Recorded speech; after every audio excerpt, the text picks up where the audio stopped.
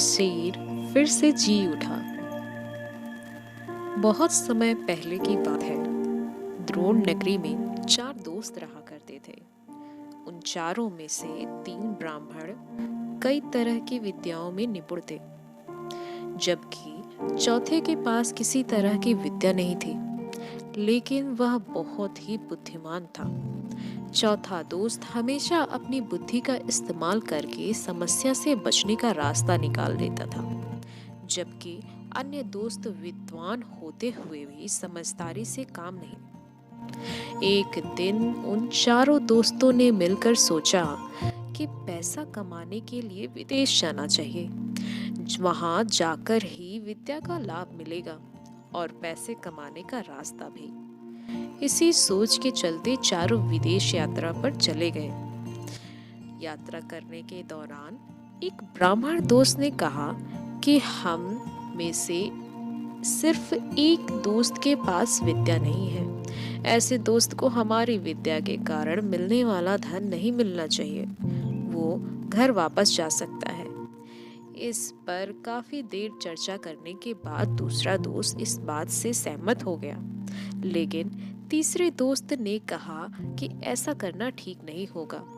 हम सभी बचपन के दोस्त हैं और यह फैसला लेना गलत है। हम जो कुछ भी कमाएंगे उसे 4 हिस्सों में बांट देंगे। इस बात पर सबने हामी भरी और सभी विद्या का चमत्कार लोगों को दिखाने के लिए आगे की ओर बढ़ने लगे। यात्रा के दौरान जंगल से गुजरते हुए उन्हें एक मरा शेर दिखाई दिया। सभी ब्राह्मणों ने कहा कि हम अपनी विद्या के चमत्कार से इस शेर को जिंदा कर देंगे। इससे हमें बहुत यश और कीर्ति मिलेगी। तीनों ब्राह्मण दोस्त उसे जिंदा करने में लग गए, लेकिन चौथे बुद्धिमान दोस्त ने ऐसा करने से मना किया। उन्हें ऐसा करने से मना किया। उसने कहा कि अगर तुम लोग इसे जिंदा कर दोगे तो वह जिंदा होते ही हम सबको खा जाएगा। चौथे दोस्त के बहुत कहने के बावजूद भी तीनों दोस्त नहीं माने। उनमें से एक ब्राह्मण शेर की तो दूसरा उसके अंक को और चौथा उसके शरीर में प्राण डालने की कोशिश कर रहा था। तीनों को अपनी अपनी विद्या का इस्तेमाल करते देख चौथा दोस्त डर गया। उसने अपने सभी मित्रों से कहा, ठीक है, तुम लोग अपने मन की करो, लेकिन मुझे पेड़ पर चढ़ जाने दो। इतना कहकर चौथा दोस्त झट से पेड़ पर चढ़ गया। वही अन्य दोस्त मिलकर अपनी सिद्धियों और विद्याओं के बल से उस शेर को जीवित करने की कोशिश करने में लग गए।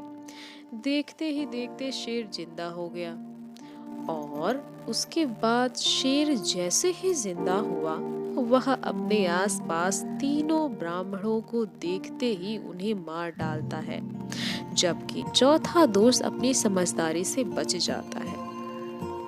इस कहानी से हमें यह सीख मिलती है, विद्या के नशे में चूर होकर किसी काम को नहीं करना चाहिए।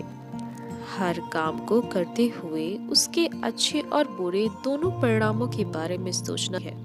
सिर्फ विद्या में निपुणता ही नहीं, बल्कि बुद्धि का होना भी बहुत जरूरी है।